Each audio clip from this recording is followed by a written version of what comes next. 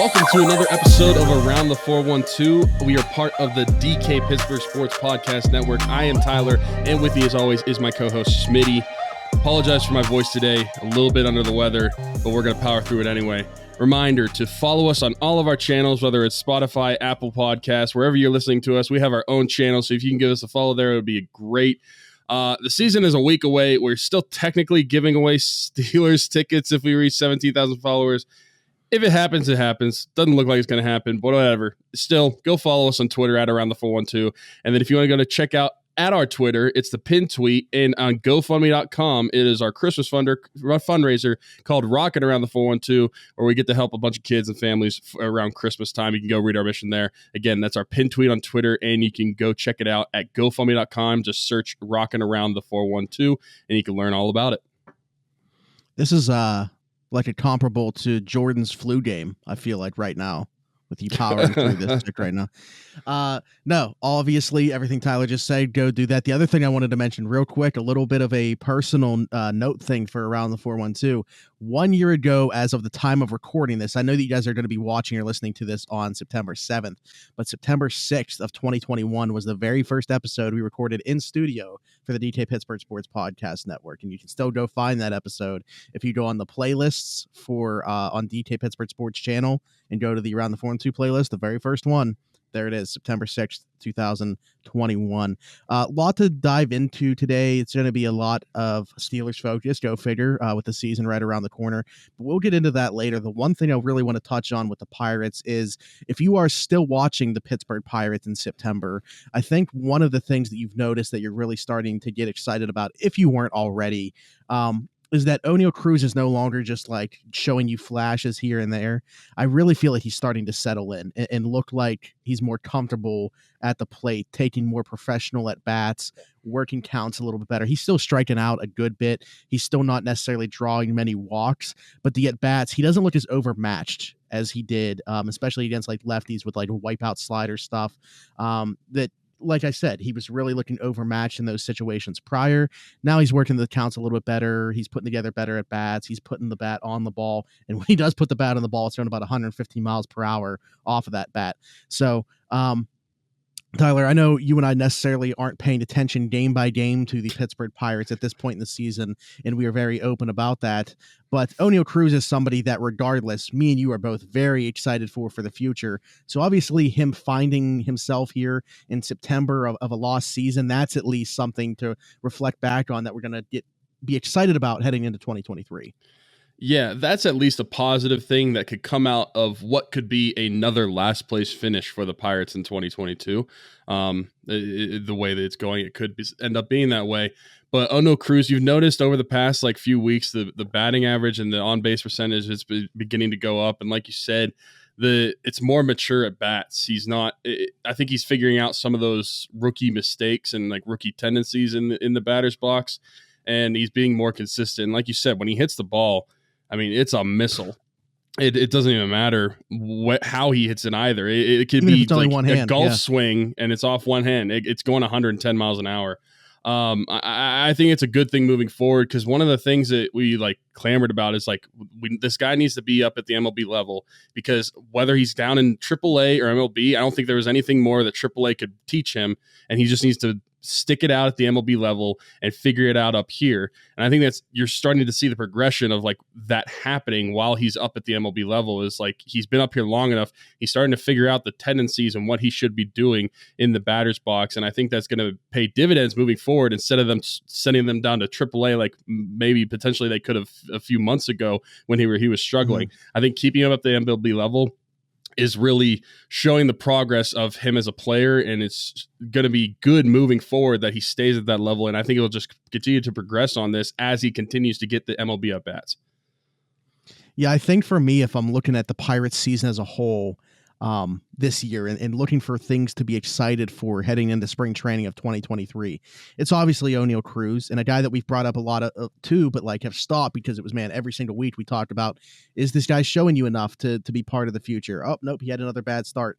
But Mitch Keller, for the back half of this season, really, I would say basically 3/4 of the season, has looked like a completely different guy. He looks more confident. He's pitching his best stuff. I mean, he looks like the guy that we had hoped we were going to see. And again, like I'm not going to sit here and say, oh, he's the ace of the staff or even he's the number 2. But I think if you're talking about a middle of the rotation pitcher with that type of stuff, you got a really good one. Now let's build off of it. And finally, I know that the sample size still isn't incredibly large, and we saw him a little bit last year. We've seen him go up and down a little bit this year. But Rodolfo Castro is another guy that's like really intriguing to me going forward.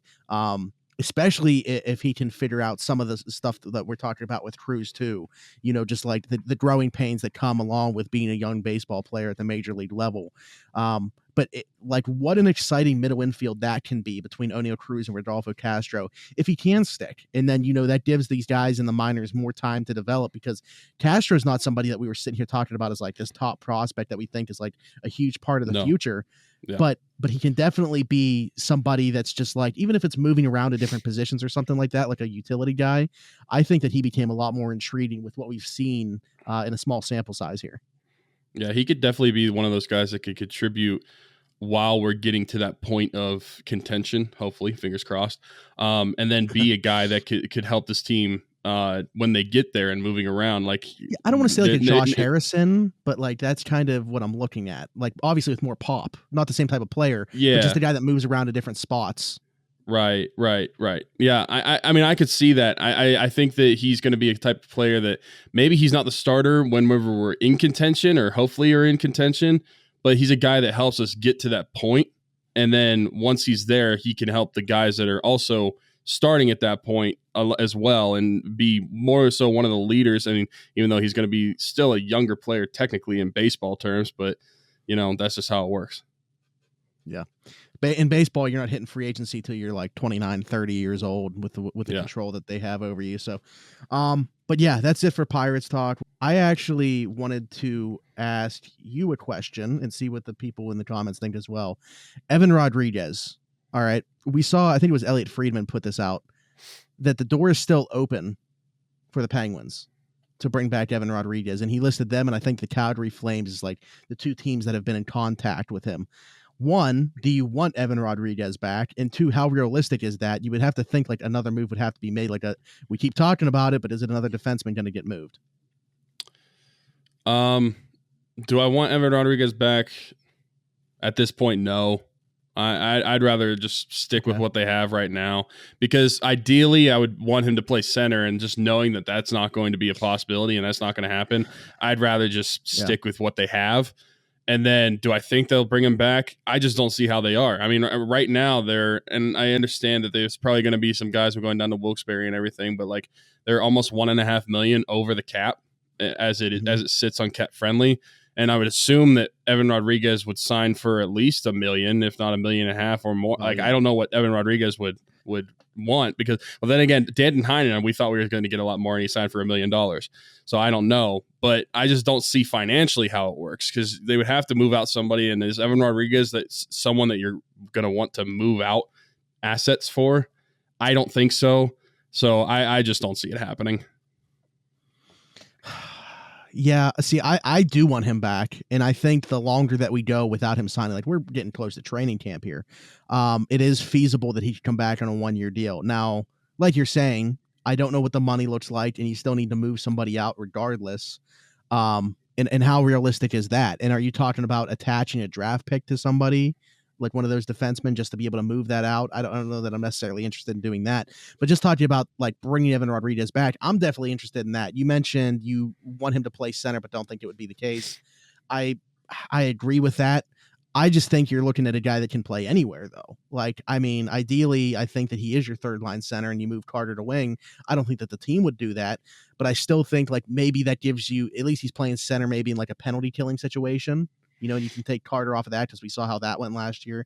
You already lost Boyle from the penalty killing unit. Brock McGinn was terrible in that role. So I think you need another penalty killer somewhere. It's not going to be one of the stars doing it.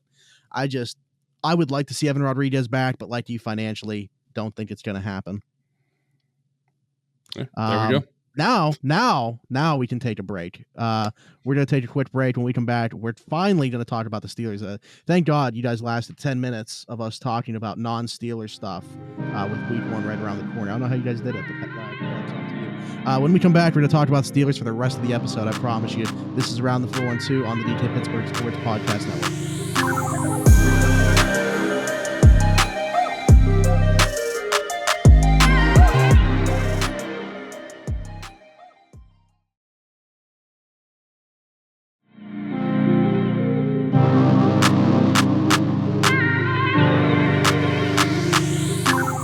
Welcome back to Around the 412 on the DK Pittsburgh Sports Podcast Network. I'm Smitty. That is Tyler. Week 1, right around the corner. Steelers at Bengals.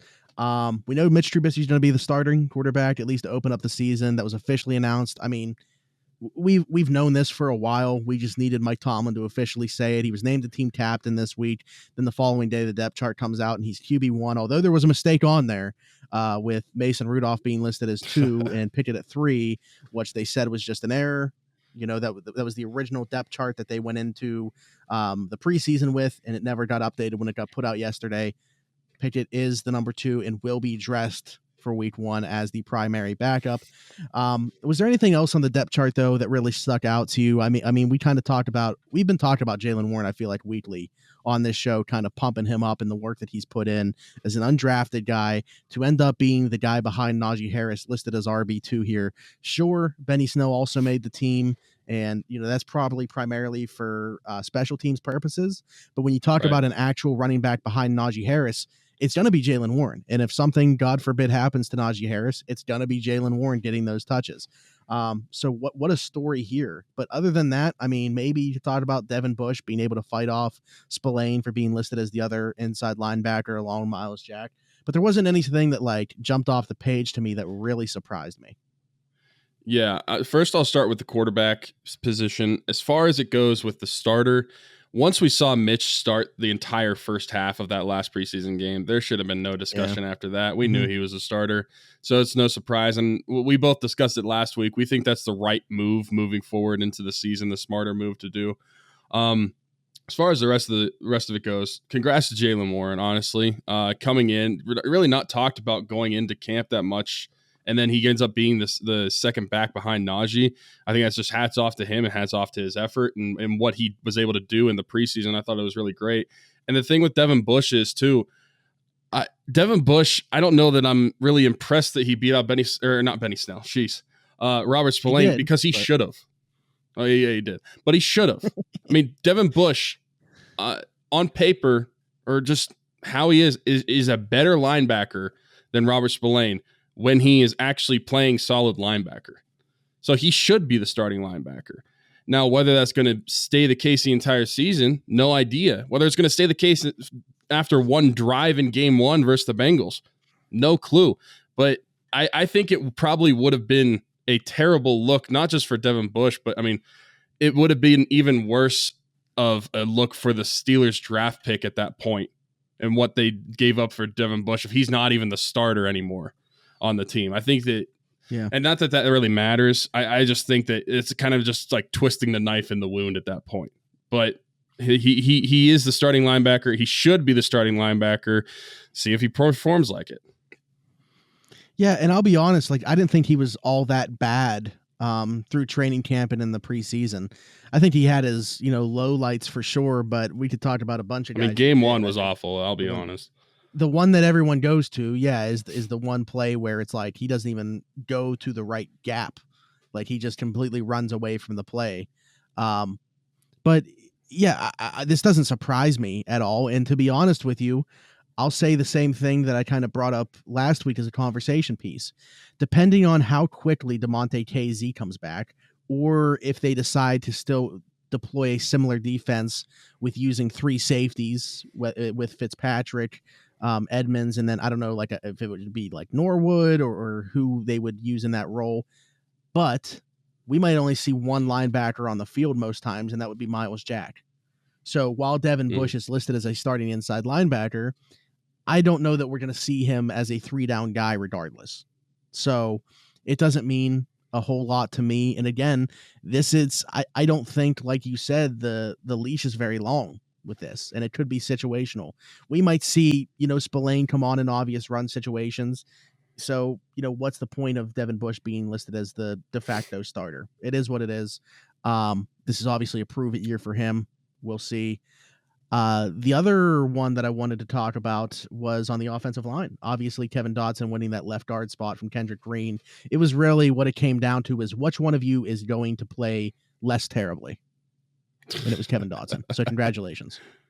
I mean, he should. He's played the position the past 2 years, so I would expect him to win the job, especially after was it game 1 or 2? I think it was game 2, the terrible performance by Kendrick Green where they got scolded afterwards. I feel like the entire game.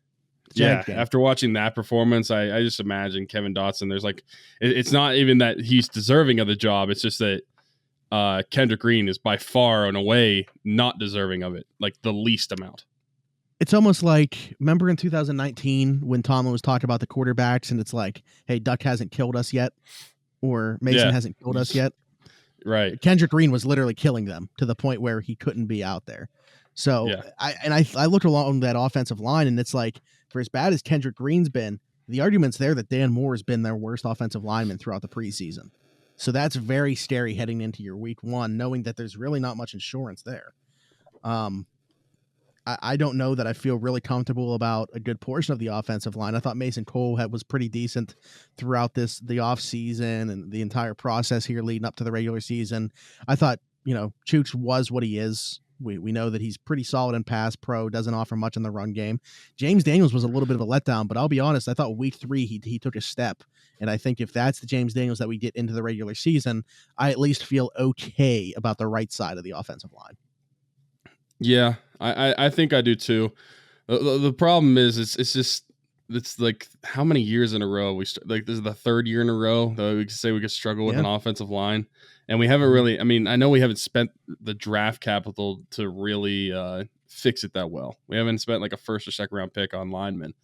Right. And then maybe that's troubling. They spent some in free agency on that this year. I mean, they did. Went out and got and we still have a season to go. We don't know what this line's going to turn out to be. It might turn out to be okay. Just on the surface right now, it doesn't seem like it's going to be much different than the past couple years, which is pretty disappointing. But like I said a few podcasts ago, at least now we have a younger quarterback that's able to make up for some of those offensive line mistakes as opposed to a 39-year-old quarterback with cement on his feet. So hopefully we're able to mask a little bit of it with that.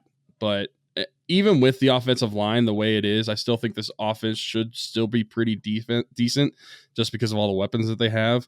So I think if the offensive line could just be like average, I think the offense will be pretty solid. Oh, dude, I would be completely fine if the Steelers' offensive line was bad. I'll settle for bad because they were so much worse than that last year. The last couple of years, as you mentioned, like we're going on year 3 now.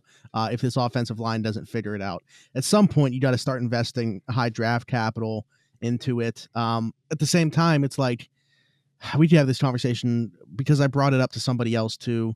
It's like, which draft pick do you take away from the first couple of rounds of the last 2 years? It's tough because I know that like we're not against or we are against taking a running back in the first round and everything like that. But you looked at the way that the rest of that draft played out, and it's like, who would they have gone with if it wasn't Najee? Like Tevin Jenkins, we see how that's panning out for Chicago. Creed Humphrey didn't go until where he did, so that wouldn't have made any sense in round 1. Would make more sense in round 2 if you want to say that instead of Freiermuth.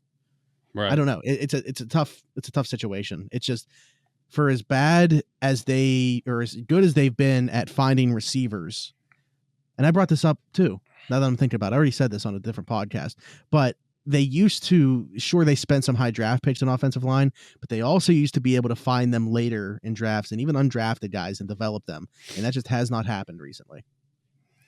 Yeah, well, Kevin Dotson was a 4th round pick. Dan Moore Jr. was a 4th round pick. Kendrick Green was a 3rd round pick. Yeah. I mean, they spent middle round picks on offensive linemen. They just haven't really had the same pop as some of their old offensive lineman picks. Yeah, and I don't know what you chalk that up to. Completely Is it not finding the skill? Or are these guys really not good enough to cut it at this level? Is it the coaching? Because it's not even the same offensive line coach. We've gone through a couple now. The jury's still out for, even though Pat Meyer hasn't had the most success at some other stops, the jury's still out for what he's going to do here. We'll find out. At least early in the season, I don't know how you can expect they're going to magically turn it around. With any offensive line, you need cohesion, and these guys have not spent a whole lot of time together when you talk about adding some new faces in. So definitely be interesting to see. We're going to talk about how we think the season's going to play out. When we come back, we're going to give some predictions on what the Steelers' final record's going to be. We're going to talk about our MVPs on both sides of the football, maybe an X factor, a guy that's going to break out, and a guy that's going to disappoint, unfortunately. We will talk about all that when we come back. This is Around the 412 on the DK Pittsburgh Sports Podcast.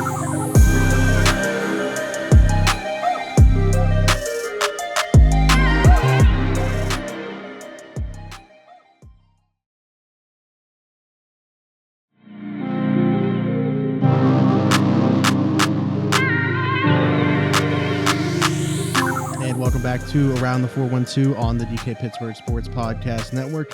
As promised, we're going to give you our predictions for how the Steelers are going to do this year, as well as an offensive and defensive MVP, an X factor, a breakout player, and unfortunately, we have these every year, a player who's going to disappoint with maybe the expectations that you've set for them. All right, so do you want to start or do you want me to start? We can go back and forth on this. Let's have you start. Okay. All right. So my offensive MVP is going to be Najee Harris. I mean, we know what the Steelers want to do. They want to run the ball, even if they pass the ball. It's probably not going to revolve around throwing the ball deep down the field every single time. If you look at Mitch Trubisky's historical tendencies, his drop off is going deep down both sidelines. They might attack the middle of the field, which is encouraging a lot more than they have the last couple of years with Ben Roethlisberger. But I really think that this offensive game plan revolves around Najee Harris. I don't think I'm really breaking any news by saying that. I think they want him to be the focal point of it. I think that's why you can, why we have expectations that we do that Mitch can succeed here is because relying on the playmakers, Najee Harris, it starts with him. Where are you at with this? You might be breaking news to some people, but you're not breaking it to me because Najee Harris was also my offensive MVP. I just don't really see much changing when it comes to Najee and his production. He had a bad offensive line last year, so I don't think that a bad offensive line this year will really hinder his production. I think he might even grow on top of that. He had nearly 400 touches last year. I think he'll probably be near the same mark, and even with these newer quarterbacks, you're probably going to expect him to get a lot of dump offs as well with how bad this offensive line could be. So yeah, I'm with you. I think this offense runs through Najee as much as I want all these wide receivers and stuff to get their touches as well. I know Najee is going to get way more touches than anybody else. And I think he has the production value to be able to put up some great numbers this year.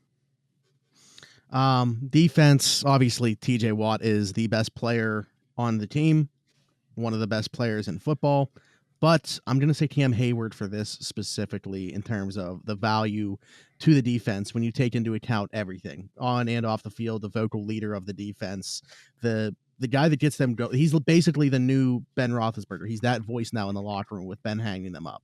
He is the guy. And obviously just from a production standpoint, I don't think that we need to really make a case for this based off what he's done on the football field as well. A 3-time All-Pro. He's going to let me make another prediction. We're going to be talking about a 4th after this season. I've never seen somebody really age the way that I'd almost compare it from a Penguin standpoint to Chris Letang, the way that Cam Hayward's game is aging, just to get better and better every year now, going into his mid-30s. But that's the type of player that Cam Hayward is. That's who he's become. And like I said, just from an on and off the field standpoint, I think Cam Hayward's going to be the MVP of this defense and what he's going to do, getting them back to stopping the run. A very respectful answer. And I did not take a respectful answer. I took the cop-out answer with just TJ Watt.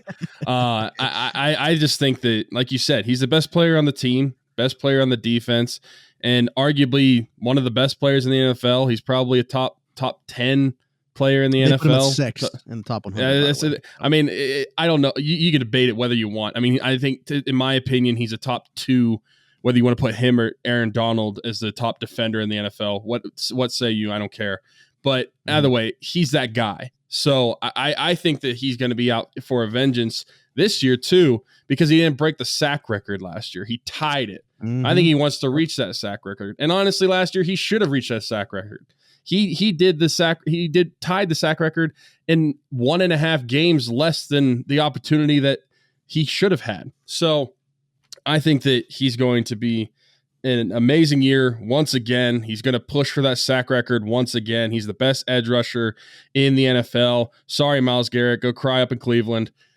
I think TJ Watt is going to be the defensive MVP, and basically just because of the production value by itself. I mean, I think if you're getting close to tying the sack record again, it's hard to give it to anybody else. Yeah, for sure. I mean, he sounds more motivated than ever too, if you've heard him talk throughout the offseason and at training camp. So looks like another monster year for number 90. My X factor is going to kind of tie in with how I cut off my Cam Hayward comments in terms of stopping the run. My X factor is going to be Larry Ogunjobi. When you talk about what the team missed last year without Stephon Tuitt being there, and once Tyson Alu went down with injury, they couldn't stop the run at all. And I think if they're going to get back to that this year, that front seven needs to be a lot better, and specifically that front four in terms of stopping the run. I think Chris Wormley filled in admirably, obviously had a career year sack-wise, but he was always a guy that was known for stopping the run, and that's what they weren't able to do as a defense last year. To me, Larry Ogunjobi coming over, the year that he's had last year in Cincinnati, but even going back to his days in Cleveland with what he was able to do. He's always been a productive player. That foot seems to be healthy. He's looked pretty solid in the preseason. To me, this is a guy that I think we're talking about. If this team is going to get back to stopping the run, it's going to be because of an addition like Larry Ogunjobi. Yeah. So my X factor, I'm moving back to the offensive side of the ball, and I'm actually going with Dan Moore Jr. I think that at left tackle, you were arguably you're definitely the most important position on the offensive line. And then I think that you're one of the most important positions of the team, just protecting your quarterback and all such and such. Everybody knows that. But I think in order for the offense to be as productive as we would like it to be, the offensive line needs to click as a whole. And like we said in our previous segment, the right side is definitely more sound than the left side is right now. And if Kevin Dotson is going to be the starter at left guard, he at least has the experience to be able to handle himself a little bit more in there. Now, Dan Moore Jr., this is his second year in the league. It's going to be his second year as a starter. And I think he could be an X factor for what could hold this offensive line together. Now, if your offensive line is going to be hindered to only using one side, say we only can run to the right side of the ball, that's going to hinder your run game a lot. So I think as far as being productive overall in the offense goes, I think Dan Moore Jr. has a big part of that moving forward and showing that he can really be an anchor for that left side of the offensive line. I like that. I mean, for sure. You talk about after quarterback, I think it's either left tackle or edge rush you're talking about is like the next most important thing when you're building a football team. So I guess if you're a left-handed quarterback, maybe you would say the right tackle, but either way, one of those two spots. If you're Tua. My breakouts, we are sticking, I'm sticking with you now on the offensive side of the ball, switching from where my X factor is. My breakout's to be Pat Freiermuth. I know that he had a pretty solid rookie campaign, but I go back to what I said about the historical tendencies. And even if we do see the switch to Kenny Pickett, right, the historical tendencies still show that these guys like to target the middle of the field at average, medium depth of target. And that's Pat Freiermuth territory. So I think he's going to absolutely feast regardless of who the quarterback is. And there's only one football, and I know that you still have like Deontay Johnson, Chase Claypool, the emergence of George Pickens we hopefully see this year, and Najee Harris catching footballs out of the backfield. But I think that Pat Freiermuth is going to be the go-to guy in the red zone. And I know that he scored 7 touchdowns last year. I look for that to be an even larger number this year. And even between the 20s, I think that we're going to see a little bit more production than the between 400 and 500 yards than he had last year. I think you're looking at an uptick there as well. So for me, Pat Freiermuth's my year 2 breakout guy. Normally people like podcasts where the two people disagree a little bit more, but we just think too much alike. I feel like Pat Freiermuth is also my breakout player. He had nearly 500 yards last year, at 497. He also had 7 touchdowns. I think that he's going to add a few hundred yards onto that, probably the 700 to 800 range. maybe add a touchdown or two there, here or there. I mean, with 7, it's hard for me to argue that he should be getting a ton more, but I would love it. But as far as the offense as a whole goes, I think that with the wide receivers you have as the threats, I think that's going to draw less attention to Pat Freiermuth over the middle. And I think that's where he's going to thrive, because when you have guys like Deontay Johnson's and George Pickens, and hopefully Chase Claypool can turn into the receiver that we thought he was going to be, it's hard to defend all of that. And when you throw Pat Freiermuth, especially with his size, over the middle, and especially if linebackers are going to be the one covering him, I think it's going to be tough for opposing defenders to really handle all of that at a time. And I think that is just a recipe for Pat Freiermuth to really thrive in that offense. And like you said, especially in the red zone, he's such a big target that you saw it at Penn State. You saw it some last year with the Steelers. He's such a red zone threat in general that I think that when you add all the other pieces with the offense into it, he's even bigger threat, because they have to worry about everybody else too. Yeah, for sure. Okay, well, disappointing. I'll let you go first this time, just in case we say the same player, because I don't want to take your thunder again. Okay, disappointing. I feel like there's like maybe some obvious ones, and I feel like I took one that might not be obvious, and I might be going out on a limb here. Mine's going to be Tyson Alualu.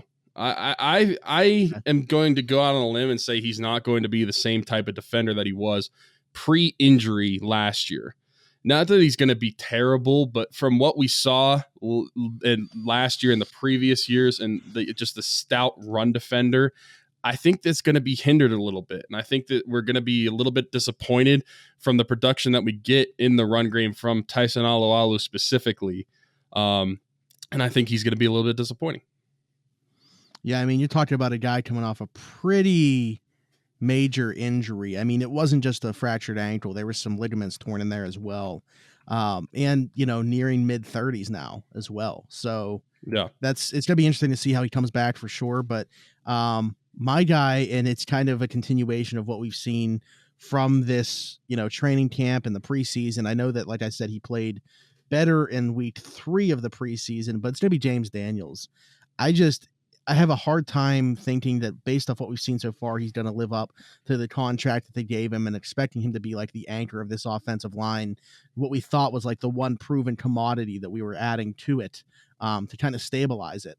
So I don't know. And it's going to be hard because O-linemen are so hard to evaluate their play, especially like in the game while it's going on. It's more of like a watching film thing, going back and watching them. But if the O-line is bad as a whole, it doesn't necessarily mean James Daniels is the one bad guy. Like, for example, we thought Mason Cole was pretty solid throughout the preseason here, even with the entirety of the offensive line not being so. But I just think like the offensive line, go figure, I don't think is going to be very good again this year. And I think when we go back and watch it, it's going to be in large part due to James Daniels not being the player we expected we were going to get when we signed him in free agency. Yeah, I like the pick. We both picked linemen just on what's interesting is I was very close to picking Alualu, to be honest with you, for the exact same reasons you stated. I didn't know where else to go with it. Like injury, age. I think the production that he was pre-injury, I mean, it was so high, especially for his age. I mean, we couldn't be asking any more of him prior to that ankle injury, and not after it. I feel like Steeler fans in general are just going to have the expectation he's going to go right back to the same player, and there's going to be some disappointment there. So now, as far as the team goes, what are we thinking about the team this year? I'll let you marinate on this a little bit more, because I saw actually Derek, our friend Derek Bell, put out a tweet, and I responded to it with what I saw. So if you follow me on Twitter, you already saw what my prediction for the team was. I'm going to have them at 9-8 this year. And missing the wild card by a game. I think they're going to be in the mix for the wild card. The problem is, I think we're talking about 12 or 13 teams in the AFC that can make the playoffs. There's just, it's so crowded. Like if we're talking about them being in the NFC, I'd probably have them at like 10 and 11 wins and getting in a wild card berth. But being in the AFC in the North specifically, when you talk about the defending champs of the AFC North and the AFC in general, and the Cincinnati Bengals and the Ravens, who were 8-3 last year when Lamar got hurt, finished with 22 players on season-ending IR by the time that their season ended. their schedule, they have a lot going against them, and this is me showing this much faith in Mike Tomlin and his defense to keep them in games. I think they're going to be fine. I think the offense is actually going to be even better than last year. I think overall the football team is going to be better than last year, but the problem is other teams got better too. So that's where it comes down to me. Like, I have them at 9-8. I have them in the mix for a playoff spot. Ultimately, I don't think that they get it. You know, it's really tough for me to do this, and it brings grimace to me, but I have them finishing 8-9. Prior to this segment, I was going game by game and just writing it down on my phone and putting down whether I think it would be a loss or a win, and I ended up at 8-9. And I think part of that is, like you said, the AFC in general just got a lot better. I mean, we're talking about all the good quarterbacks in the NFL now. I mean, not entirely, but for the most part in the AFC. It's going to be so hard for any AFC team to make it out of the AFC to the Super Bowl, let alone like the Steelers with this new quarterback and all that sort of stuff. And I mean, I still think, like you said, they're going to be a decent team. I think they're going to be better than they were last year, especially offensively. The problem is I just don't see other teams slipping up as much. And I think when you're in a division like the AFC North, like you said, with the Bengals and the Ravens, I mean, if we lost all 4 of those games played against those 2 teams, it's not surprising whatsoever. That's just how it is. And then when you add in all the other teams within the AFC that are going to be playing this year, I just think it's tough. And so I have them finishing 8-9. And that's, I hate saying that because Tomlin's never had a losing season. I don't want him to have a losing season ever. But if the one's going to come, it has to come eventually. And it looked like it was going to come a few years ago. Didn't happen. Looked like it could have came like last year. Didn't happen. There's multiple times it could have come. So maybe it won't happen this year, but I'm predicting it will, and they'll go 8-9, unfortunately.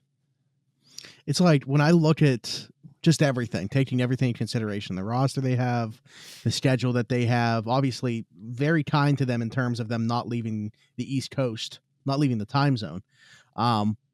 Taking all that into consideration, I can't find a way that they win less than 7 games, but I also can't find a way that they win more than like 10. Like they're going to be in that range to me. Can I read you my losses real quick and you just see if there's any you would change? I hate doing this, but yeah, go ahead. Bengals, Bills, Bucks, at Dolphins, Saints, Colts, Raiders, Ravens, Browns. Colts is on Monday night. They won't lose that one. So there you go. Okay. Now they're 9-8. Okay, now they're 9-8. Yeah, I had them losing Browns it's so tough. The last game of the season. Yeah, you could go through it and make the case, and obviously like Watson not playing the first meeting between the Steelers and Browns, and like how much would that change that? Because you're talking about the Steelers on a short week going to Cleveland. In that case, I would have that. I like I said, I hate the game by game predictions, but if I had to, I would say the Steelers win that one now with it being Jacoby Brissett. But if that were Watson. You know, that's right. That's a I didn't want to do the game by game predictions. I just wanted to name my losses and see if anything stuck out to you. No, not really. I mean, I think it's all feasible. And that's again why I say like I'm very certain they fall within that range, 7 to 10 wins. And nothing, nothing less, nothing more than that. It's hard for me to fathom a world like they would need everything to go right, a la 2021 Cincinnati Bengals, in order to finish with more than 10 wins, in my opinion. Yeah. Probably. It's going to be really tough. But I think they're going to be a competitive football team. I think the defense will keep them in every game. I think that, while people sometimes make too much about the importance of head coaches, I think they're also people that devalue them too much. And I think Mike Tomlin is one of those guys, and it's proven that there is value in having. So I think he alone, counts for like a couple wins. And we saw that in 2019. So I got them at 9-8, but I could very easily be talked into 10-7, 8-9. I won't say 7-10, but we're gonna find out soon enough. If they win Week 1 against Cincinnati, that could change the story for me already. That'd be like how they won last year, Week 1 in Buffalo, and everyone was like, "Wait, that was such a weird game too." Wait a minute. Yep. But we'll find out soon enough when we talk to you guys. Football's back. College football's back. NFL's back tomorrow. whenever you guys tomorrow. are listening to I was this. just say Bills and Rams tomorrow by the time you guys are watching or listening to this. So set those watch the Around the 412 Fantasy Football Show before setting your fantasy lineups as well. Quick plug for the other podcast. But other than that, for Smitty, for Tyler, be sure to leave us a like, subscribe to the channel, give us a 5-star review, subscribe to us on whatever platform you guys are listening to us. Go to GoFundMe, search Rock Around the 412, or if you are on Twitter, shout out to you for being on Twitter and being in the year 2022. And you can find our pinned tweet with the Rock Around the 412 information. If you retweet one of our tweets, you'll have to search for the Steelers giveaway, whatever. That's probably not happening, but we're trying to give away Steelers tickets still, I guess. It's not looking good. We'll find something else to do with them, but I am going to put out a tweet. You guys will hear it first on here. I got a Najee Harris jersey and a Chase Claypool jersey that we're going to give away probably weeks 1 and 2. I haven't put that out there yet. So, but you guys are hearing it first on here before I even put the tweet out. I'll make sure I do it after the episode's out for a while, so you guys heard it first, because we thank you guys so much for watching and listening. Other than that, I promise that's it. This has been Around the 412 with Smitty, with Tyler on the DK Pittsburgh Sports Podcast Network. And we'll see you guys next week. Bye-bye.